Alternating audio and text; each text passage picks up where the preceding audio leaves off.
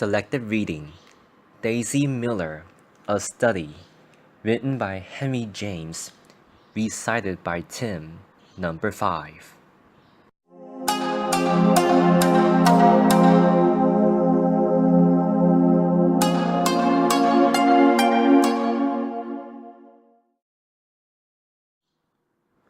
Chapter 1.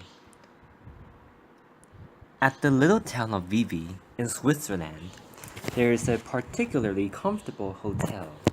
There are indeed many hotels, for the entertainment of tourists is the business of the place, which, as many travelers will remember, is seated upon the edge of a remarkably blue lake, a lake that it behoves every tourist to visit. The shore of the lake presents an unbroken array of establishments of this order, of every category, from the grand hotel of the newest fashion, with a chalk-white front, 100 balconies, and a dozen flags flying from its roof, to the little Swiss pension of an elder day, with its name inscribed in its roof, with its name inscribed in German-looking lettering upon a pink or yellow wall, and an awkward summer house in the angle of the garden. One of the hotels at Vevey, however, is famous, even classical, being distinguished from many of its upstart neighbors by an air both of luxury and of maturity. In this region, in the month of June, American travelers are extremely numerous. It may be said, indeed, that Vevey assumes at this period some of the characteristics of an American watering place. There are sights and sounds which evoke a vision, an echo of Newport and Saratoga. There is a flitting hither and thither of stylish young girls, a rustling of muslin flounces, a rattle of dance music in the morning hours, a sound of high-pitched voices at all times. You receive an impression of these things at the excellent inn of the Tours Couronnes, and are transported in fancy to the Ocean House or to Congress Hall. But at the choice Couronnes, it must be added, there are other features that are much at variance with these suggestions. Neat German waiters who look like secretaries of legation, Russian princes sitting in a garden, little polished boys walking about, held by the hand with their governors, a view of the snowy crest of the Dent du Midi, and the picturesque towers of the castle of Chillon. I hardly know whether it was the analogies or the differences that were uppermost in the mind of a young American, who 2 or 3 years ago sat in the garden of the choice Couronnes, looking about him rather idly at some of the graceful objects I have mentioned. It was a beautiful summer morning, and in whatever fashion the young American looked at things, they must have seemed to him charming. He had come from Genova the day before by the little steamer to see his aunt, who was staying at the hotel, Geneva having been for a long time his place of residence. But his aunt had a headache. His aunt had almost always a headache, and now she was shut up in her room, smelling camphor, so that he was at liberty to wander about. He was some 27 years of age. When his friends spoke of him, they usually said that he was at Genova, studying. When his enemies spoke of him, they said, but after all, he had no enemies. He was an extremely amiable fellow, and universally liked. What I should say is simply that when certain persons spoke of him, they affirmed that the reason of his spending so much time at Geneva was that he was extremely devoted to a lady who lived there, a foreign lady, a person older than himself.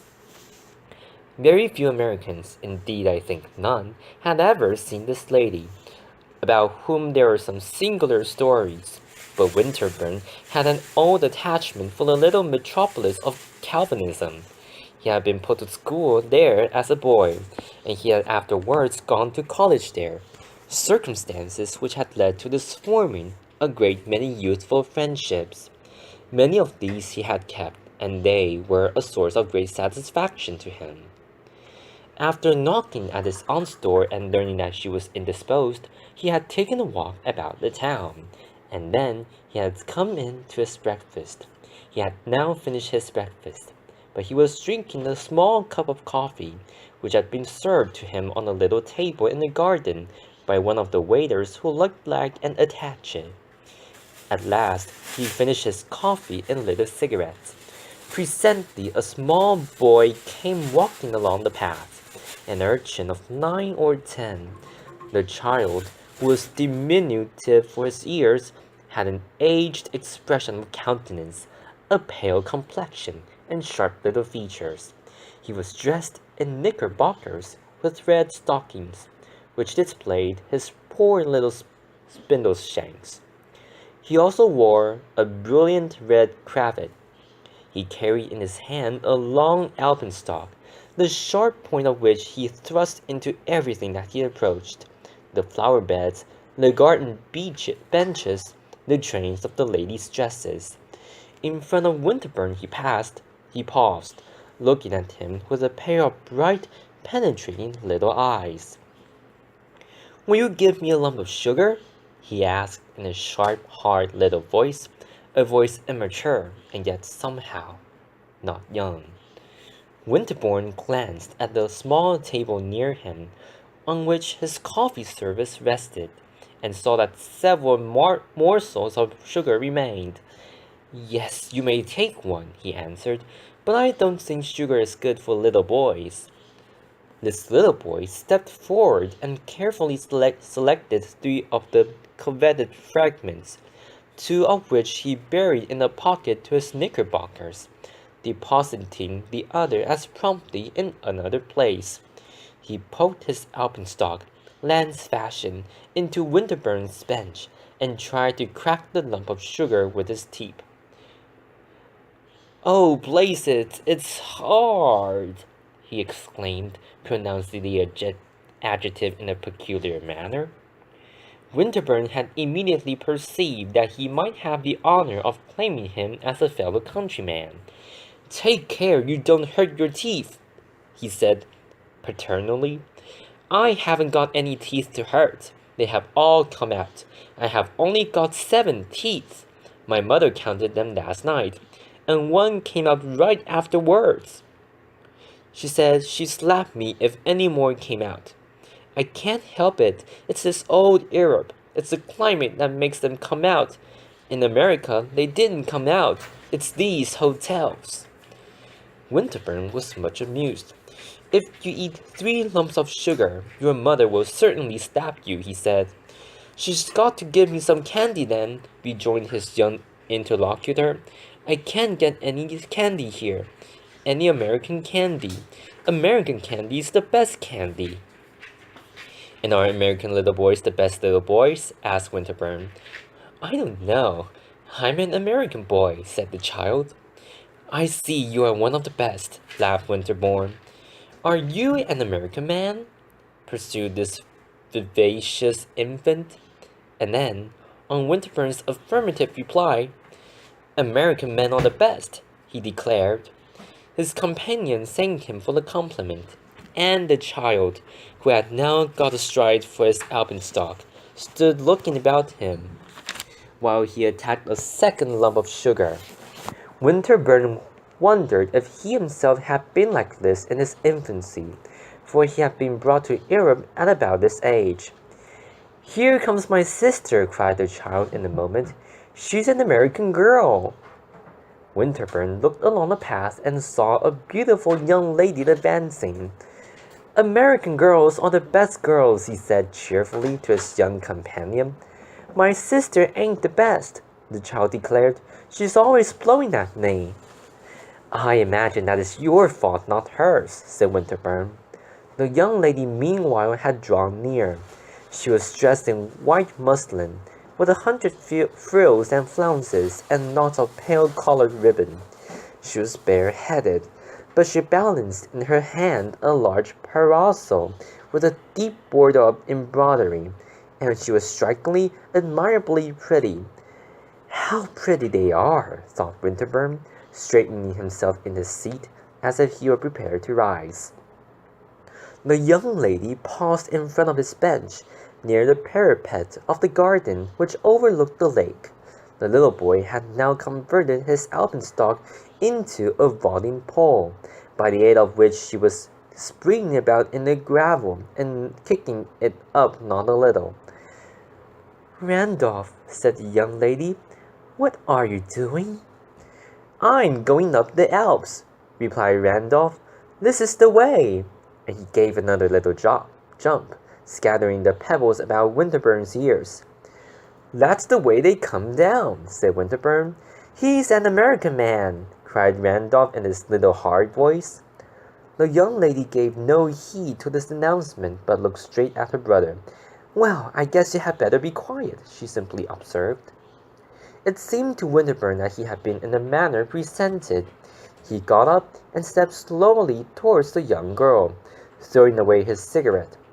"This little boy and I have made acquaintance," he said with great civility. In Geneva, as he had been perfectly aware, a young man was not at liberty to speak to a young unmarried lady, except under certain rarely occurring conditions. But here at Vevey, what conditions could be better than these? A pretty American girl coming and standing in front of you in the garden. This pretty American girl, however, on hearing Winterbourne's observation, simply glanced at him. She then turned her head and looked about over the parapet at the lake and the opposite mountains. He wondered whether he had gone too far, but he decided that he must advance farther rather than retreat. While he was thinking of something else to say, the young lady turned to the little boy again. "I should like to know where you got that pole," she said. "I bought it," responded Randall. "You mean to say you're going to take it to Italy?" "Italy." "Yes, I am going to take it to Italy," the child declared. The young girl glanced over the front of her dress and smoothed over a knot and two of ribbon. Then she rested her eyes upon the prospect again. "Well, I guess you had better leave it somewhere," she said after a moment. "Are you going to Italy?" Winterbourne inquired in a tone of great respect. The young lady glanced at him again. "Yes, sir," she replied, and she said nothing more. "Are you, going over the Simplon?" Winterbourne pursued, a little embarrassed. "I don't know," she said. "I suppose it's some mountain. Randolph, what mountain are you going over?" "Going where?" the child demanded. "To Italy," Winterbourne explained. "I don't know," said Randolph. "I don't want to go to Italy. I want to go to America." "Oh, Italy is a beautiful place," rejoined the young man. "Can you get candy there?" Randolph loudly inquired. "I hope not," said his sister. "I guess you have had enough candy, and Mother thinks so too." "I haven't had any for ever so long, for 100 weeks," cried the boy, still jumping about. The young lady inspected her flounces and smoothed her ribbons again, and Winterbourne presently risked an observation upon the beauty of the view. He was ceasing to be embarrassed, for he had begun to perceive that she was not in the least embarrassed herself. There had not been the slightest alteration in her charming complexion. She was evidently neither offended nor fluttered. If she looked another way when he spoke to her, and seemed not particularly to hear him, this was simply her habit, her manner. Yet, as he talked a little more, and pointed out some of the objects of interest in the view, with which she appeared quite unacquainted, she gradually gave him more of the benefit of her glance, and then he saw that this glance was perfectly direct and unshrinking. It was not, however, what would have been called an immodest glance, for the young girl's eyes were singularly honest and fresh.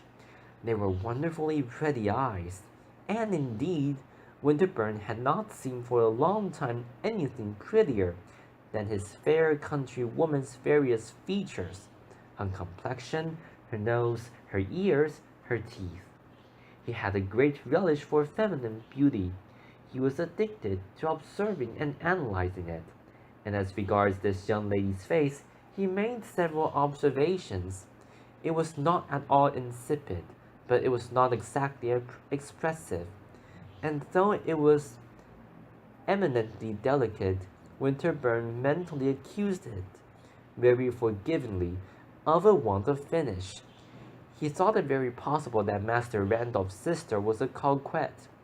He was sure she had a spirit of her own, but in her bright, sweet, superficial little visage there was no mockery, no irony. Before long, it became obvious that she was much disposed towards conversation. She told him that they were going to Rome for the winter, she and her mother and Randolph. She asked him if he was a real American. She wouldn't have taken him for one. He seemed more like a German. This was said after a little hesitation, especially when he spoke. Winterbourne, laughing, answered that he had met Germans who spoke like Americans, but that he had not, so far as he remembered, met an American who spoke like a German. Then he asked her if she would not be more comfortable in sitting upon a bench which he had just quitted. She answered that she liked standing up and walking about, but she presently sat down. She told him she was from New York State. If you know where that is, Winterbourne learned more about her by catching hold of her small slippery brother and making him stand a few minutes by his side. "Tell me your name, my boy," he said. "Randolph C. Miller," said the boy sharply, "and I'll tell you her name." And he leveled his alpenstock at his sister. "You had better wait until you are asked," said this young lady calmly. "I should like very much to know your name," said Winterbourne. "Her name is Stacy Miller," cried the child, "but that isn't her real name. That isn't her name on her cards." "It's a pity you haven't got one on my cards," said Miss Miller. "Her real name is Annie P. Miller," the boy went on.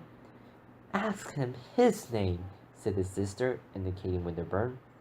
But on this point, Randolph seemed perfectly indifferent. He continued to supply information with regard to his own family. "My father's name is Ezra B. Miller," he announced. "My father ain't in Europe. My father's in a better place than Europe." Winterbourne imagined for a moment that this was the manner in which the child had been taught to intimate that Mr. Miller had been removed to the sphere of celestial rewards. But Randolph immediately added, "My father's in Schenectady. He's got a big business. My father's rich, you bet." "Well," ejaculated Miss Miller, lowering her parasol and looking at the embroidered border. Winterbourne presently released the child, who departed, dragging his alpenstock along the path. "He doesn't like Europe," said the young girl. "He wants to go back." "To Schenectady, you mean?" "Yes, he wants to go right home. He hasn't got any boys here. There's one boy here, and he always goes around with the teacher. They won't let him play." "And your brother hasn't any teacher?" Winterbourne inquired. "Mother thought of getting him one to travel round with us. There was a lady told her of a very good teacher, an American lady. Perhaps you know her.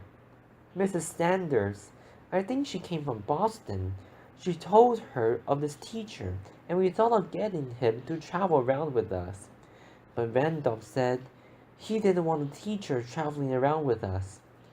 He said he wouldn't have lessons when he was in the cars. And we are in the cars about half the time. There was an English lady we met in the cars.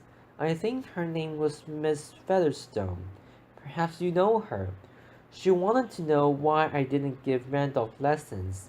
Give him instruction, she called it. I guess he could give me more instruction than I could give him. He's very smart." "Yes," said Winterbourne, "he seems very smart." "Mother's going to get a teacher for him as soon as we get to Italy. Can you get good teachers in Italy?" "Very good, I should think," said Winterbourne. "Well, she's going to find some school. He ought to learn some more. He's only 9. He's going to college. And in this way, Miss Miller continued to converse upon the affairs of her family and upon other topics. She sat there with her extremely pretty hands, ornamented with very brilliant rings, folded in her lap, and with her pretty eyes now resting upon those of Winterbourne, now wandering over the garden, the people who passed by, and the beautiful view. She talked to Winterbourne as if she had known him a long time. He found it very pleasant. It was many years since he heard a young girl talk so much. It might have been said of this unknown young lady who had come and sat down beside him upon the bench, that she chattered. She was very quiet. She sat in a charming, tranquil attitude, but her lips and her eyes were constantly moving. She had a soft, slender, agreeable voice, and her tone was decidedly sociable. She gave Winterbourne a history of her movements and intentions, and those of her mother and brother, in Europe, and enumerated, in particular, the various hotels at which they had stopped. "That English lady in the cars," she said, "Miss Featherstone, asked me if we didn't all live in hotels in America. I told her I had never been in so many hotels in my life as since I came to Europe. I have never seen so many. It's nothing but hotels." But Miss Miller did not make this remark with a querulous accent. She appeared to be in the best humor with everything. She declared that the hotels were very good. When once you got used to their ways, and that Europe was perfectly sweet. She was not disappointed, not a bit. Perhaps it was because she had heard so much about it before. She had ever so many intimate friends that had been there ever so many times. And then she had had ever so many dresses and things from Paris. Whenever she put on her Paris dress, she felt as if she were in Europe. "It was a kind of wishing cap," said Winterbourne. "Yes," said Miss Miller, without examining this analogy. "It always made me wish I was here, but I needn't have done that for dresses. I am sure they sent all the pretty ones to America. You see, the most frightful things here, the only thing I don't like," she proceeded, "is the society. There isn't any society, or, if there is, I don't know where it keeps itself. Do you? I suppose there's some society somewhere, but I haven't seen anything of it. I'm very fond of society, and I have always had a great deal of it. I don't mean only in Schenectady, but in New York. I used to go to New York every winter. In New York, I had lots of society. Last winter, I had 17 dinners given me, and 3 of them were by gentlemen," added Daisy Miller. "I have more friends in New York than in Schenectady. More gentlemen friends, and more young lady friends too," she resumed in a moment. She paused again for an instant. She was looking at Winterbourne with all her prettiness in her lively eyes, and in her slightly monotonous smile. "I have always had," she said, "a great deal of gentlemen's society." Poor Winterbourne was amused, perplexed, and decidedly charmed. He had never yet heard a young girl express herself in just this fashion. Never, at least, save in cases where to say such things seemed a kind of demonstrated evidence of certain laxity of deportment. And yet was he to accuse Miss Daisy Miller of actual or potential inconduit, as they said at Geneva? He felt that he had lived at Geneva so long that he had lost a great deal. He had become dishabituated to the American tone.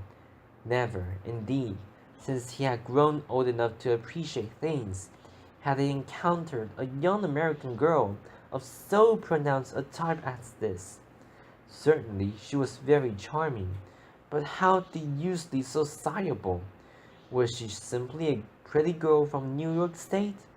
Were they all like that? The pretty girls who had a good deal of gentlemen's society? Or was she also a designing and audacious and unscrupulous young person? Winterbourne had lost his instinct in this matter, and his reason could not help him. Miss Daisy Miller looks extremely innocent. Some people had told him that, after all, American girls were exceedingly innocent, and others had told him that, after all, they were not. He was inclined to think Miss Daisy Miller was a flirt, a pretty American flirt. He had never as yet had any relations with young ladies of this category. He had known here in Europe 2 or 3 women, persons older than Miss Daisy Miller, and provided for respectability's sake, with husbands who were great coquettes, dangerous, terrible women, with whom one's relations were liable to take a serious turn. But this young girl was not a coquette in that sense. She was very unsophisticated. She was only a pretty American flirt. Winterbourne was almost grateful for having found the formula that applied to Miss Daisy Miller. She leaned back in his seat. He remarked to himself that she had the most charming nose he had ever seen. He wondered what were the regular conditions and limitations of one's intercourse with a pretty American flirt. It presently became apparent that she was on the way to learn. "Have you been to that old castle?" asked the young girl, pointing with her parasol to the far gleaming walls of the Chateau de Chillon. "Yes, formerly, more than once," said Winterbourne. "You too, I suppose, have seen it?" "No, we haven't been there. I want to go there dreadfully. Of course, I mean to go there. I wouldn't go away from here without having seen that old castle." "It's very pretty excursion," said Winterbourne, "and very easy to make. You can drive, you know, or you can go by the little steamer." "You can go in the cars," said Miss Miller. "Yes, you can go in the cars," Winterbourne assented. "Our courier says they take you right up to the castle," the young girl continued. "We were going last week, but my mother gave out. She suffers dreadfully from dyspepsia. She said she couldn't go. Randolph wouldn't go either. He says he doesn't think much of old castles. But I guess we'll go this week if we can get Randolph." "Your brother is not interested in ancient monuments?" Winterbourne inquired, smiling. "He says he don't care much about old castles. He's only 9. He wants to stay in the hotel. Mother's afraid to leave him alone, and the courier won't stay with him. So we haven't been to many places. But it would be too bad if we don't go up there." And Miss Miller pointed again at the Chateau de Chillon. "I should think it might be arranged," said Winterbourne. "Couldn't you get someone to stay for the afternoon with Randolph?" Miss Miller looked at him a moment, and then, very placidly, "I wish you would stay with him," she said. Winterbourne hesitated a moment. "I would much rather go to Chillon with you." "With me?" asked the young girl with the same placidity. She didn't rise, blushing, as a young girl at Geneva would have done, and yet Winterbourne, conscious that he had been very bold, thought it possibly she was offended.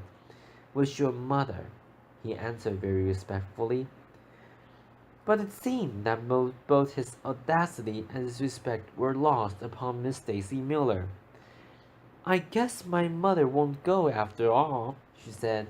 "You don't like to ride around in the afternoon.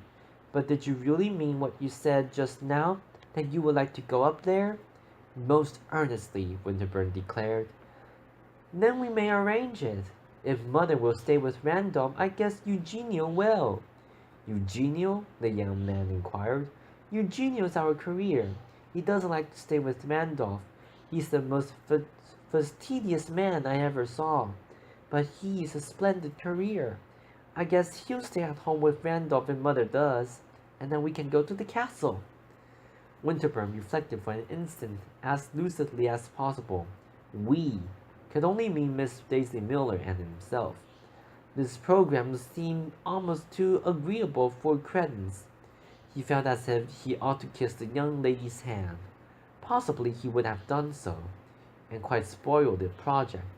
But at this moment another person, presumably Eugenio, appeared, a tall, handsome man with superb whiskers, wearing a velvet morning coat and a brilliant watch chain, approached Miss Miller, looking sharply at her companion. "Oh, Eugenio," said Miss Miller with the friendliest accent. Eugenio had looked at Winterbourne from head to foot. He now bowed gravely to the young lady. "I have the honor to inform Mademoiselle that luncheon is upon the table." Miss Miller simply rose. "See here, Eugenio," she said, "I'm going to that old castle anyway." "To Chateau de Children, Mademoiselle?" the concierge inquired. Mademoiselle had made arrangements, he added, in a tone which struck Winterbourne as very impertinent. Eugenio's tone apparently threw, even to Miss Miller's own apprehension, a slightly ironical light upon the young girl's situation. She turned to Winterbourne, blushing a very little. "You won't back out," she said. "I shall not be happy till we go," he protested. "And you are staying in this hotel?" she went on. "And you are really an American?" The courier stood looking at Winterbourne offensively. The young man, at least, thought his manner of looking an offense to Miss Miller. It conveyed an imputation that she picked up acquaintances. "I shall have the honor of presenting to you a person who will tell you all about me," he said, smiling and referring to his aunt. "Oh well, we'll go some day," said Miss Miller, and she gave him a smile and turned away. She put up her parasol and walked back to the inn beside Eugenio. Winterbourne stood looking after her, and as she moved away, drawing her muslin furbelows over the gravel, said to himself that she had the tournure of a princess.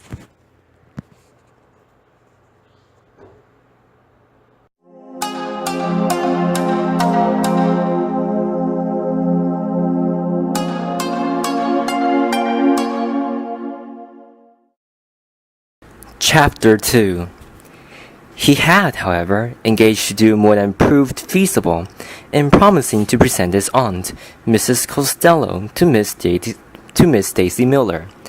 As soon as the former lady had got better of her headache, he waited upon her in her apartment, and, after proper inquiries in regard to her health, he asked her if she had observed, in the hotel, an American family, a mamma, a daughter, and a little boy.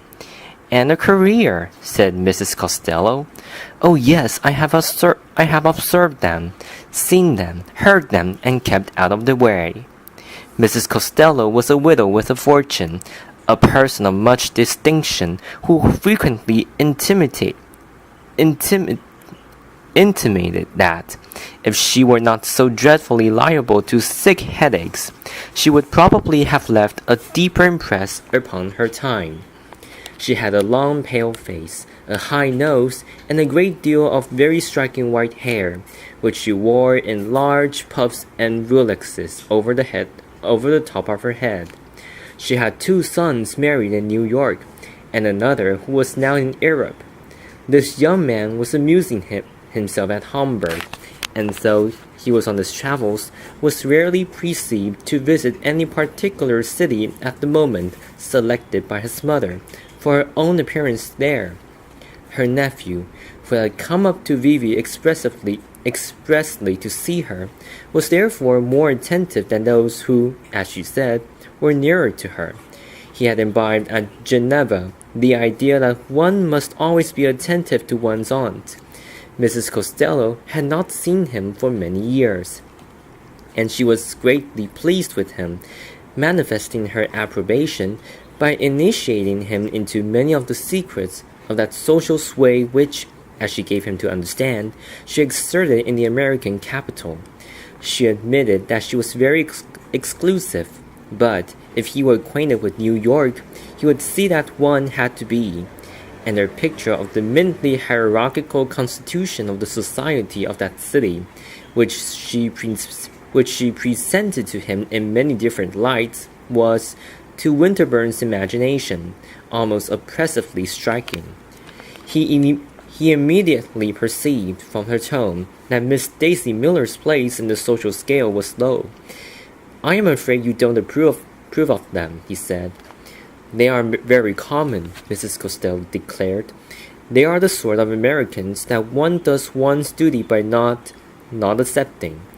"Ah, you don't accept them?" said the young man. "I can't, my dear Frederick. I would if I could, but I can't."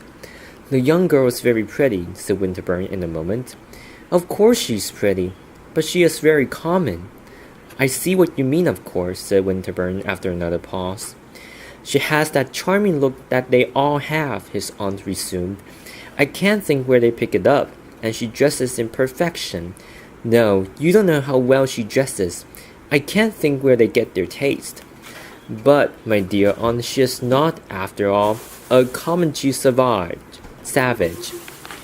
She is a young lady," said Mrs. Costello, "who has an intimacy with her mamma's career."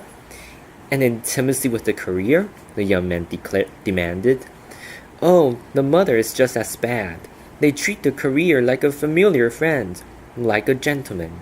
I shouldn't wonder if he dines with them. Very likely, they have never seen a man with such good manners, such fine clothes, so like a gentleman. He probably corresponds to the young lady's idea of a count. He sits with them in the garden in the evening. I think he smokes." Winterbourne listened with interest to these disclosures. They helped him to make up his mind about Miss Daisy.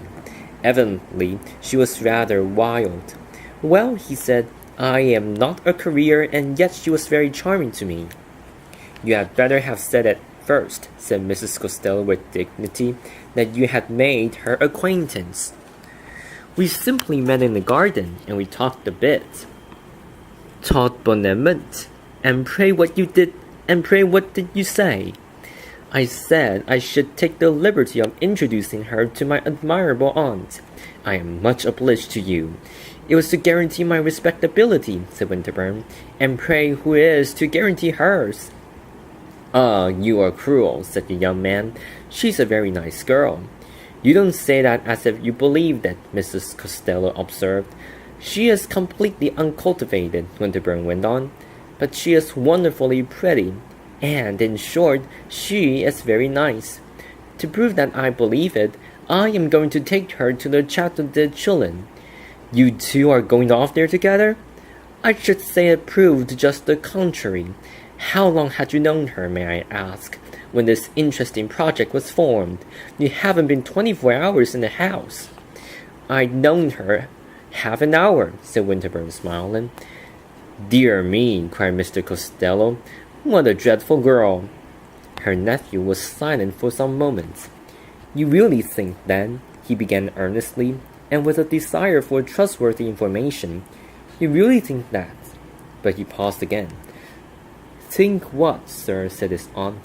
"That she is the sort of young lady who expects a man, sooner or later, to carry her off." "I haven't the least idea what such young ladies expect a man to do, but I really think you had better not meddle with little American girls that are uncultivated, as you call them. You have lived too long out of the country. You will be sure to make some great mistake. You are too innocent." "My dear aunt, I am not so innocent," said Winterbourne, smiling and curling his mustache. "You are too guilty, then." Winterbourne continued to curl his mustache meditatively. "You won't let the poor girl know you then?" he asked at last. "Is it literally true that she is going to the Chateau de Chillon with you?" "I think that she fully intends it." "Then, my dear Frederick," said Mrs. Costello, "I must decline the honor of her acquaintance. I am an old woman, but I am not too old. Thank heaven, to be shocked." "But don't they all do these things, the young girls in America?" Winterbourne inquired. Mrs. Costello stared a moment. "I should like to see my granddaughters do them," she declared grimly. It seemed to throw some light upon the matter, for Winterbourne remembered to have heard that his pretty cousins in New York were tremendous flirts. If, therefore, Miss Daisy Miller exceeded the liberal license allowed to these young ladies, it was probable that anything might be expected of her. Winterbourne was impatient to see her again, and he was vexed with himself that, by instinct, he should not appreciate her justly. Though he was impatient to see her, he hardly knew what he should say to her about his aunt's refusal to become acquainted with her. But he discovered promptly enough that with Miss Daisy Miller there was no great need of walking on tiptoe. He found her that evening in the garden, wandering about in the warm starlight, like an indolent sylph, and swinging to and fro the largest fan he had ever beheld. It was 10 o'clock. He had dined with his aunt, had been sitting with her since dinner, and had just taken leave of her till the morrow. Miss Daisy Miller seemed very glad to see him. She declared it was the longest evening she had ever passed. "Have you been all alone?" he asked. "I have been walking around with Mother, but Mother gets tired walking round," she answered. "Has she gone to bed?" "No, she doesn't like to go to bed," said the young girl. "She doesn't sleep, not 3 hours. She says she doesn't know how she lives. She's dreadfully nervous. I guess she sleeps more than she thinks. She's gone somewhere after Randolph. She wants to try to get him to go to bed. He doesn't like to go to bed." "Let us hope she will persuade him," observed Winterbourne. "She will talk to him all she can, but he doesn't like her to talk to him," said Miss Daisy, opening her fan. "She's going to try to get Eugenio to talk to him, but he isn't afraid of Eugenio. Eugenio's a splendid career, but he can't make much impression on Randolph. I don't believe he'll go to bed before 11. It appeared that Randolph's vigil was in fact triumphantly prolonged, for Winterbourne strolled about with the young girl for some time without meeting her mother. "I have been looking round for that lady you want to introduce me to," his companion resumed. "She's your aunt." Then, on Winterbourne's admitting the fact, and expressing some curiosity as to how she had learned it, she said she had heard all about Mrs. Costello from the chambermaid. She was very quiet and very common in felt. She wore white puffs, she spoke to no one, and she never dined at the table d'hôte.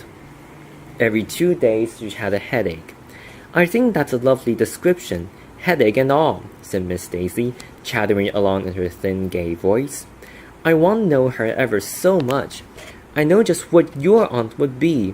I know I should like her. She would be very exclusive. I like a lady to be exclusive.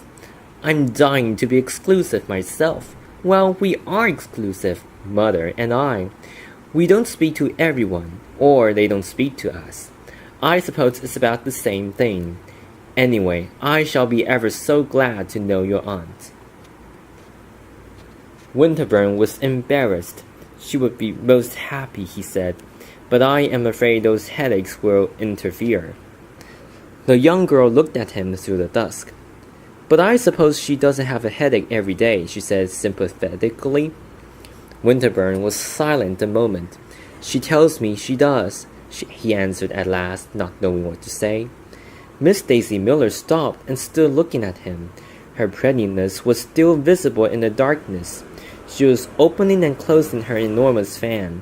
"She doesn't want to know me," she said suddenly. "Why don't you say so? You needn't be afraid.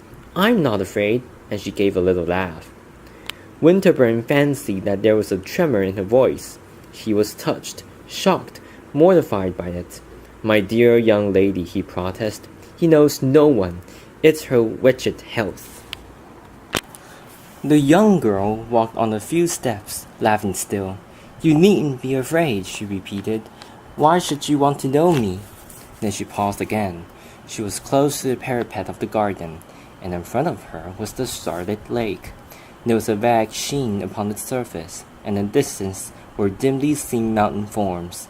Daisy Miller looked out upon the mysterious prospect, and then she gave another little laugh. "Gracious! She is exclusive," she said. Winterbourne wondered whether she was seriously wounded, and for a moment almost wished that her sense of injury might be such as to make it becoming in him to attempt and reassure and comfort her. He had a pleasant sense that she would be very approachable for consolatory purposes.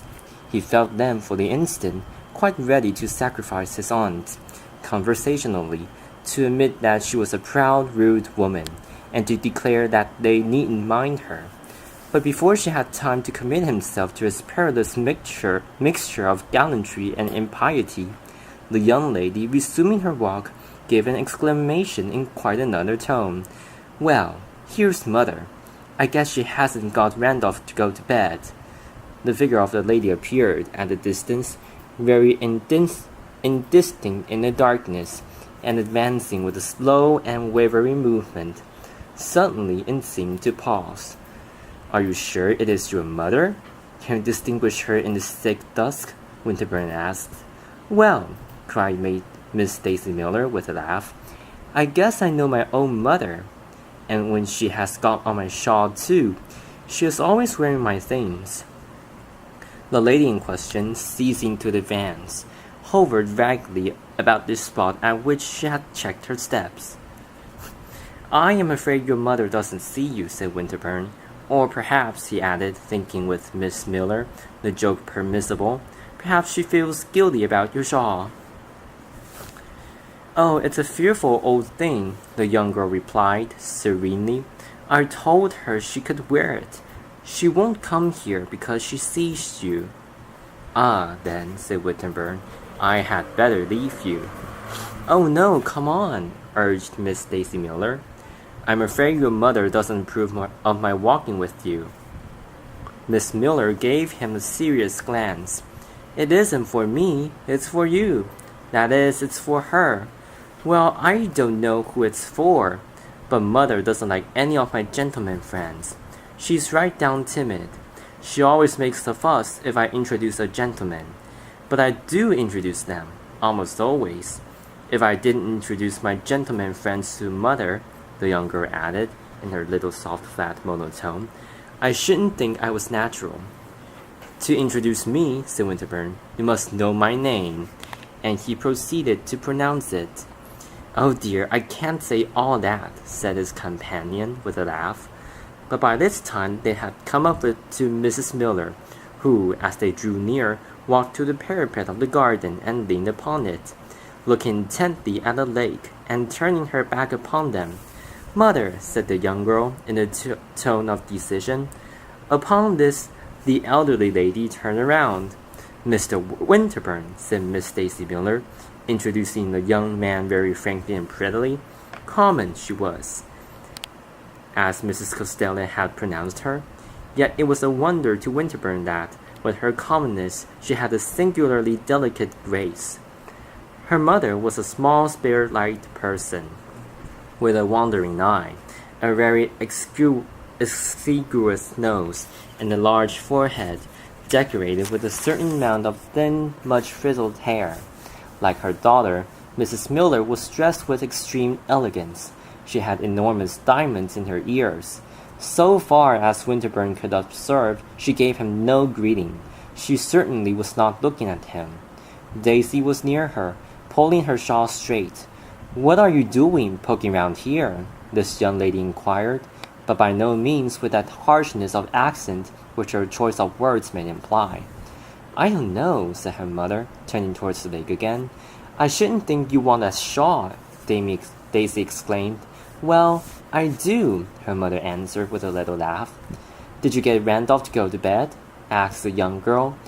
"No, I couldn't induce him," said Mrs. Miller very gently. "He wants to talk to the waiter. He likes to talk to that waiter."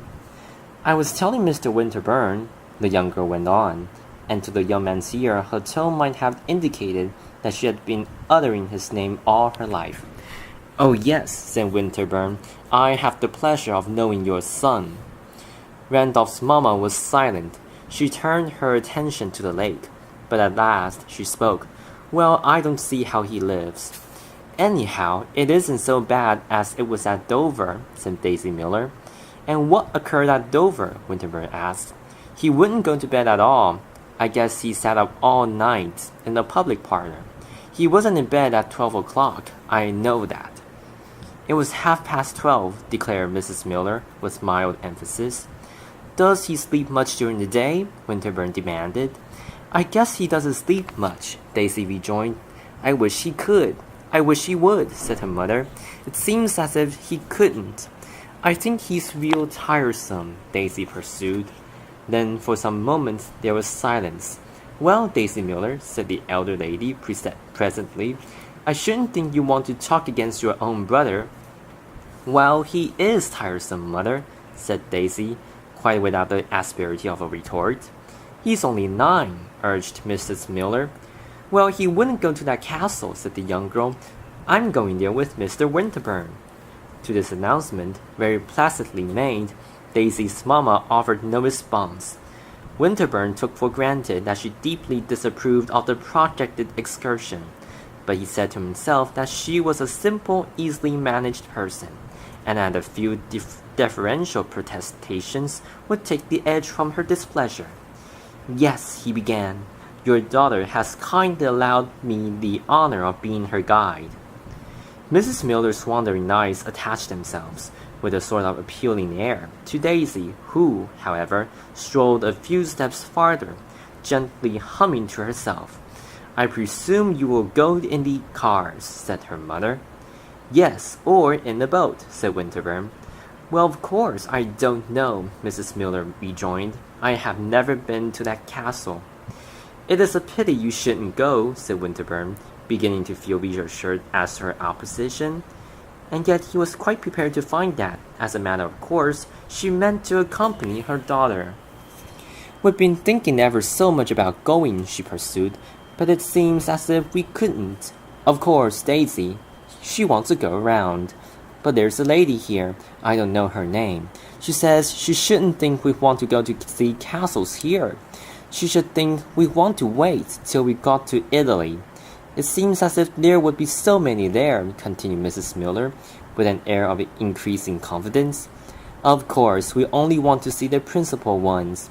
We visited several in England, she presently added.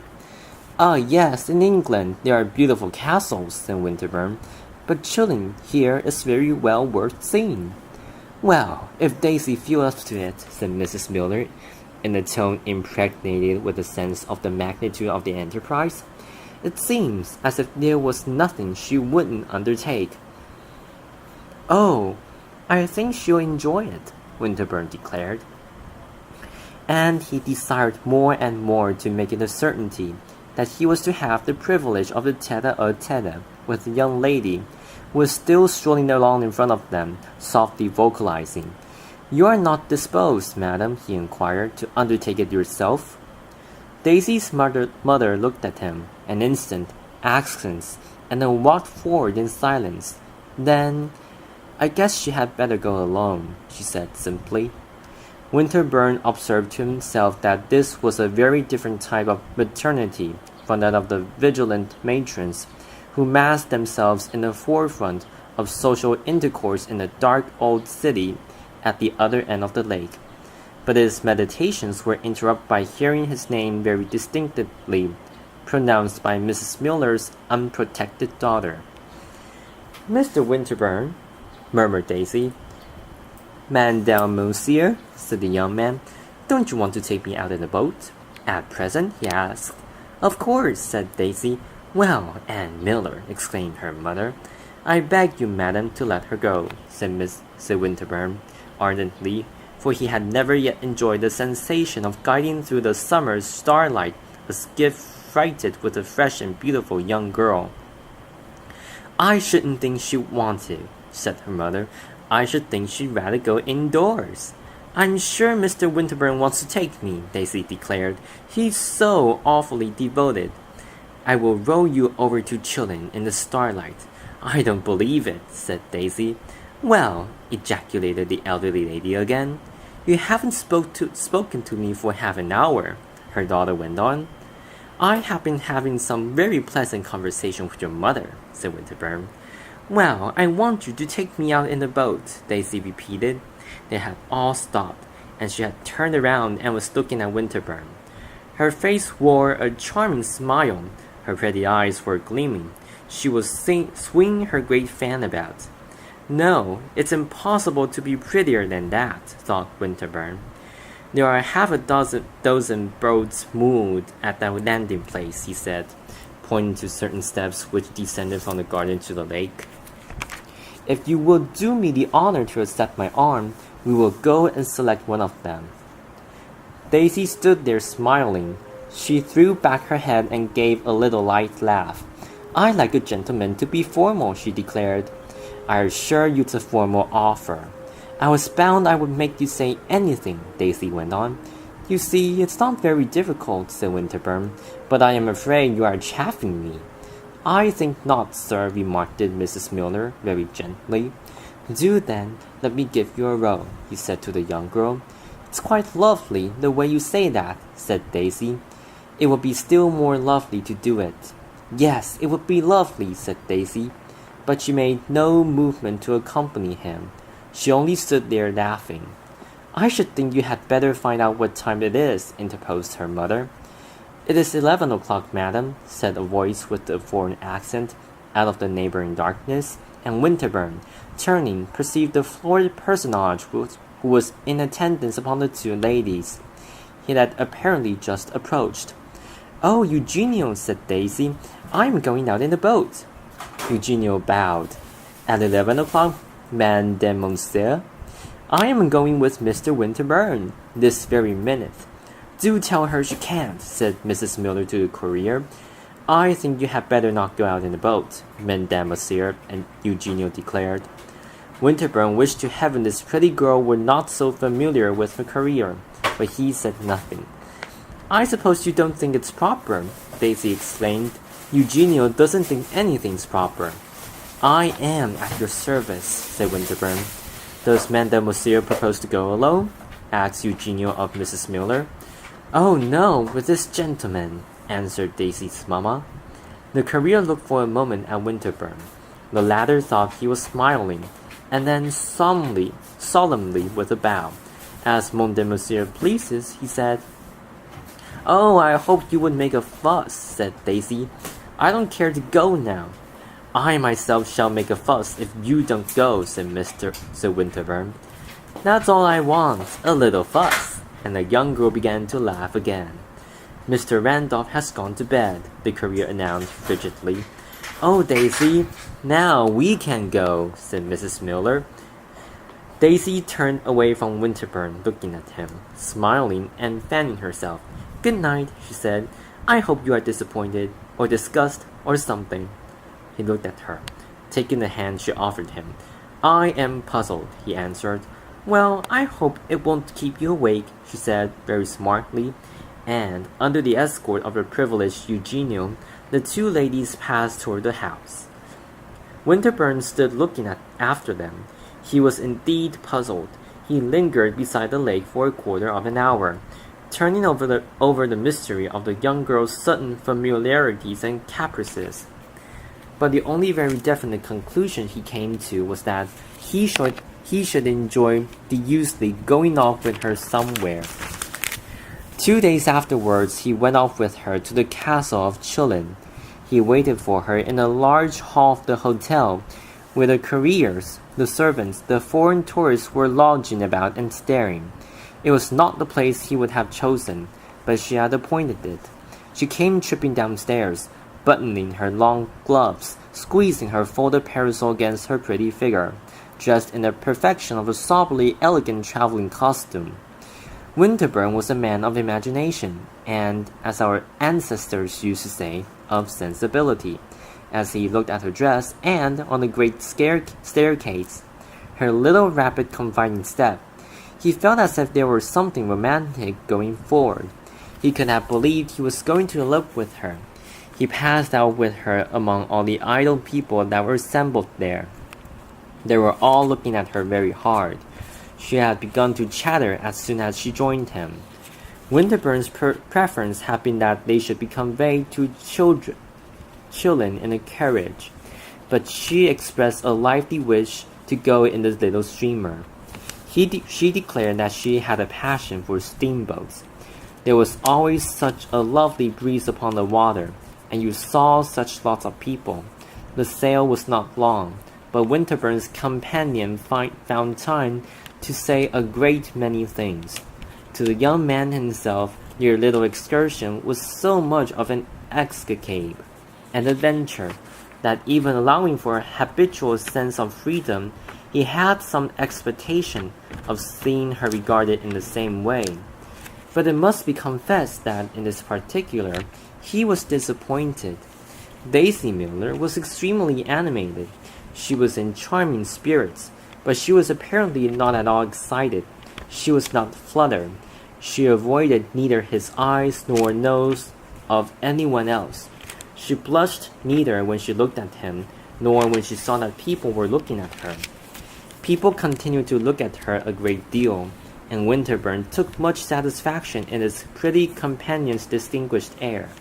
He had been a little afraid that she would talk loud, laugh over much, and even, perhaps, desire to move about the boat a good deal. But he quite forgot his fears. He sat smiling, with his eyes upon her face, while, without moving from her place, she delivered herself of a great number of original reflections. It was the most charming garrulity he had ever heard. He had assented to the idea that she was common, but was she so after all, or was he simply getting used to her commonness? Her conversation was chiefly of what metaphysicians term the objective cast, but every now and then it took a subjective turn. "What on earth are you so grave about?" she suddenly demanded, fixing her agreeable eyes upon Winterbourne's. "Am I grave?" he asked. "I had an idea I was grinning from ear to ear." "You look as if you were taking me to a funeral." "If that's a grin, your ears are very near together." "Should you like me to dance a hornpipe on the deck?" "Praise do, and I'll carry round your hat. It will pay the expenses of our journey." "I never was better pleased in my life," murmured Winterbourne. She looked at him a moment, and then burst into a little laugh. "I like to make you say those things. You're a queer mixture." "The Americans of the Career?" asked this lady. "Ah, happily," said Winterbourne, "the Career stayed at home." "She went with you all alone?" "All alone." Mrs. Costello sniffed a little at her smelling bottle. "And that," she exclaimed, "is the young person you wanted me to know."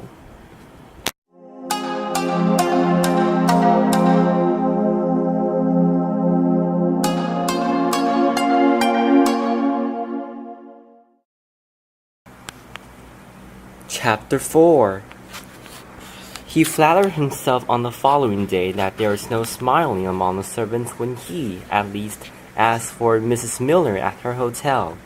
This lady and her daughter, however, were not at home, and on the next day, after repeating his visit, Winterbourne again had the misfortune not to find them.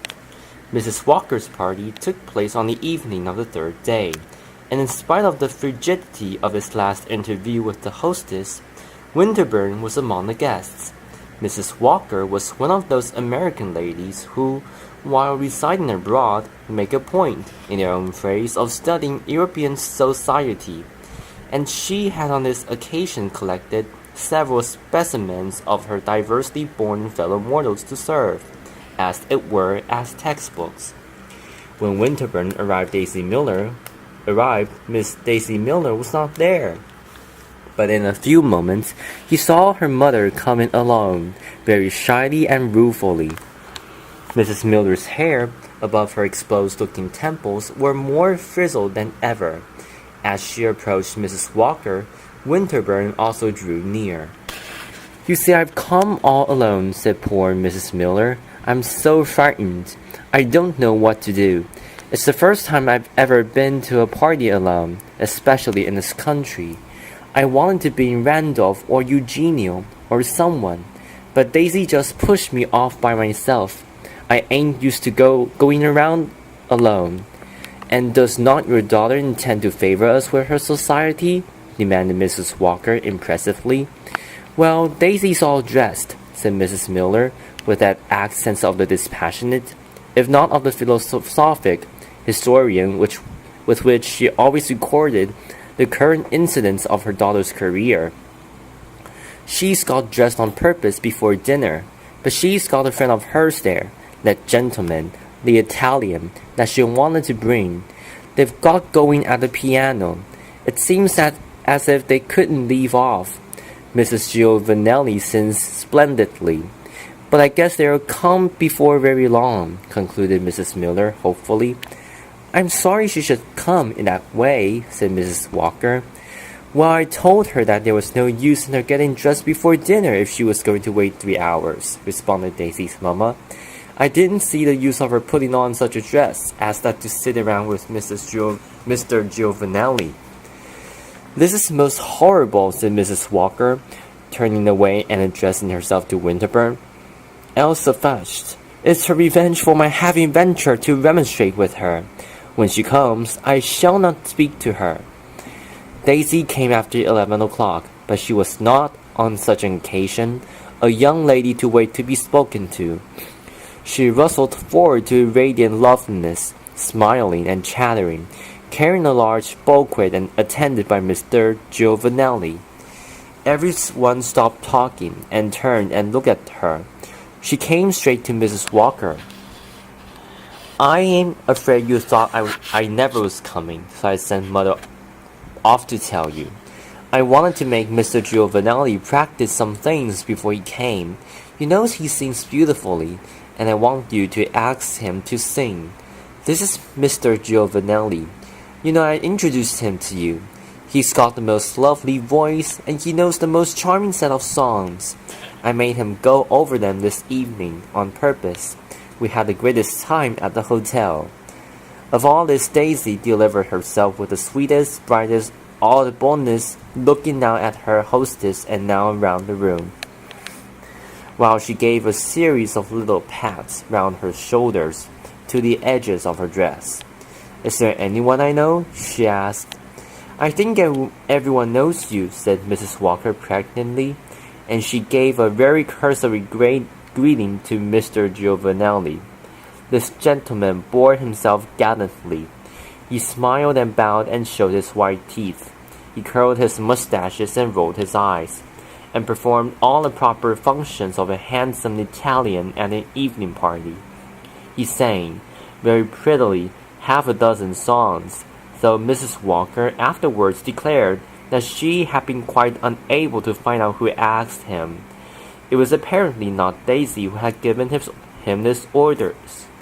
Daisy sat at a distance from the piano, and though she had publicly, as it were, professed a high admiration for his singing, talked, not inaudibly, while it was going on. It's a pity these rooms are so small. We can't dance, she said to Winterbourne, as if she had seen him 5 minutes before. I am not sorry we can't dance, Winterbourne answered. I don't dance. Of course you don't dance. You're too stiff, said Miss Daisy. I hope you enjoyed your drive with Mrs. Walker. No, I didn't enjoy it. I preferred walking with you. We paired off. That was much better, said Daisy. But did you ever hear anything so cool as Mrs. Walker wanting me to get into her carriage and drop poor Mr. Giovanelli, and under the pretext that it was proper? People have different ideas. It would have been most unkind. He had been talking about that walk for 10 days. He should not have talked about it at all, said Winterbourne. He would never have proposed to a young lady of this country to walk about the streets with him. About the streets? Cried Daisy with her pretty stare. Where then would he have proposed to her to walk? The Pincio is not the streets, either, and I, thank goodness, am not a young lady of this country. The young ladies of this country have a dreadfully poky time of it, so far as I can learn. I don't see why I should change my habits for them. I am afraid your habits are those of a flirt, said Winterbourne gravely. Of course they are, she cried, giving him giving him her little smile and stare again. "I'm a fearful, frightful flirt. Did you ever hear of the nice girl that was not? But I suppose you would tell me now that I am not a nice girl." "You are a very nice girl, but I wish you would flirt with me, and me only," said Winterbourne. "Ah, thank you very much. You are the last man I should think of flirting with, as I have had the pleasure of informing you you are too stiff." "You say that too often," said Winterbourne. Daisy gave a delighted laugh. "If I could have the sweet hope of making you angry, I would say it again." "Don't do that. When I am angry, I'm stiffer than ever. But if you won't flirt with me, do cease at least to flirt with your friend at the piano. They don't understand that sort of thing here." "I thought they understood nothing else," exclaimed Daisy. "Not in young unmarried women." "It seems to me much more proper in young unmarried women than in old married ones," Daisy declared. "Well," said Winterbourne, "when you deal with natives, you must go by the custom of the place. Flirting is a purely American custom. It doesn't exist here. So when you show yourself in public with Mr. Giovanelli and without your mother—" "Gracious, poor mother," interposed Daisy. "Though you may be flirting, Mr. Giovanelli is not. He means something else." "He isn't preaching at any rate," said Daisy with vivacity. "And if you want very much to know, we are neither of us flirting. We are too good friends for that. We are very intimate friends." "Ah," rejoined Winterbourne, "if you are in love with each other, it is another affair." She had allowed him to this point to talk so frankly that he had no expectation of shocking her by this ejaculation. But she immediately got up, blushing visibly, and leaving him to explain mentally that little American flirts were the queerest creatures in the world. "Mr. Giovanelli, at least," she said, giving her interlocutor a single glance, "never says such very disagreeable things to me." Winterbourne was bewildered. He stood staring. Mr. Giovanelli had finished singing. He left the piano and came over to Daisy. Won't you come into the other room and have some tea?" he asked, bending before her with her decorative smile. Daisy turned to Winterbourne, beginning to smile again. He was still more perplexed, for this inconsequent smile made nothing clear, though it seemed to prove, indeed, that she had a sweetness and softness that reverted instinctively to the pardon of offences. "It has never occurred to Mr. Winterbourne to offer me any tea," she said with her little tormenting manner. "I have offered you advice," Winterbourne rejoined.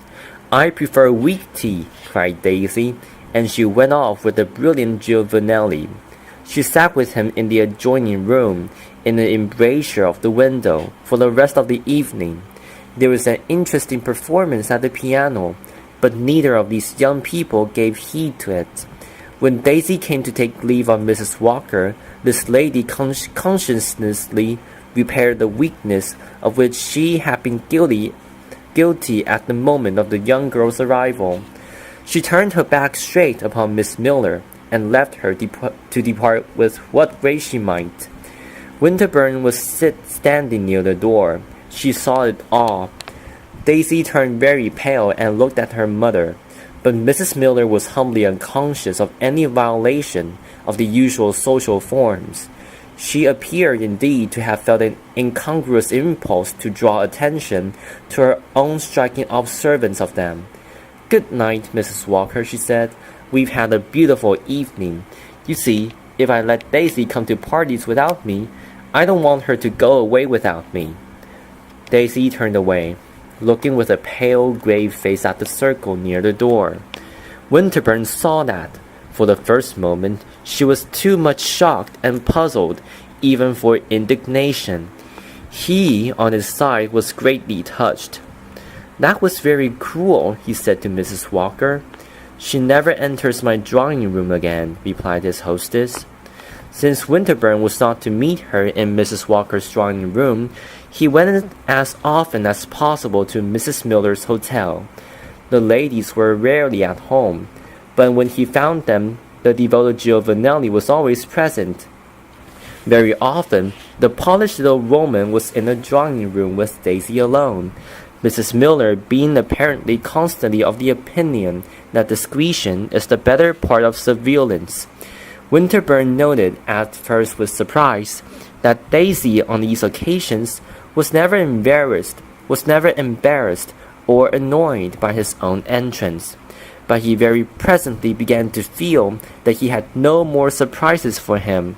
The unexpected in her behavior was the only thing to expect.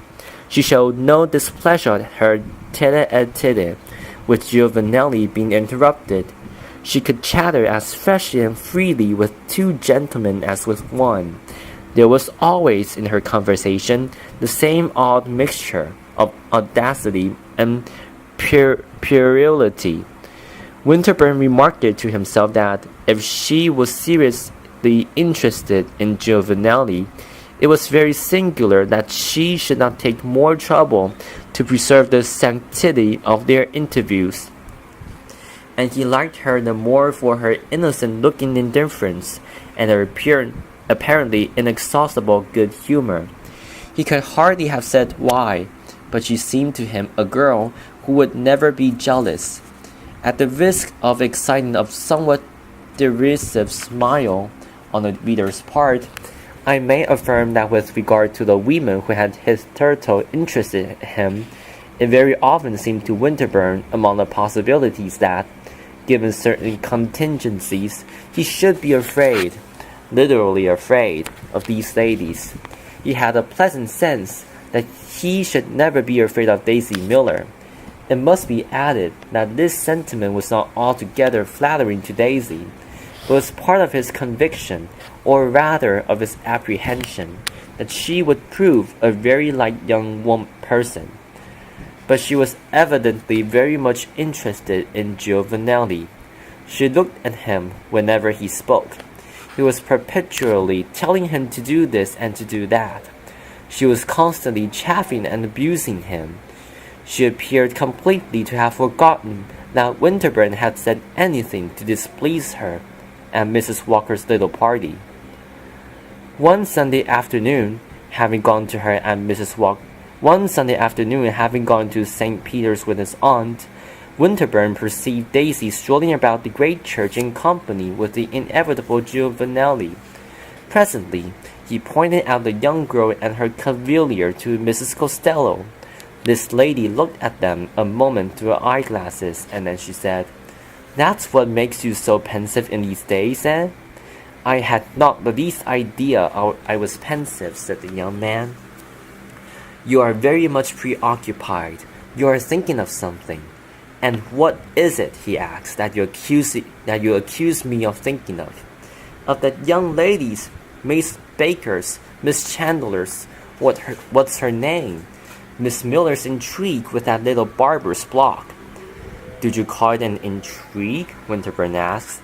"An affair that goes on with such peculiar publicity?" "That's their folly," said Mrs. Costello. "It's not their merit." "No," rejoined Winterbourne, with something of that pensiveness to which his aunt had alluded.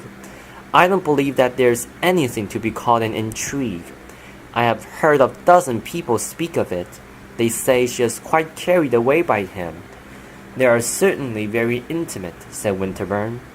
Mrs. Costello inspected the young couple again with her optical instrument. "He is very handsome. One easily sees how it is. She thinks him the most elegant man in the world, the finest gentleman. She has never seen anything like him. He is better even than a career. It was the career probably who introduced him. And if he succeeds in marrying the young lady, the career will come in for the magnificent commission." "I don't believe she thinks of marrying him," said Winterbourne, "and I don't believe he hopes to marry her." "You may be very sure she thinks of nothing. She goes on from day to day, from hour to hour, as they did in the Golden Age. I can imagine nothing more vulgar." And at the same time, added Mrs. Costello, depend upon it that she may tell you any moment that she is engaged.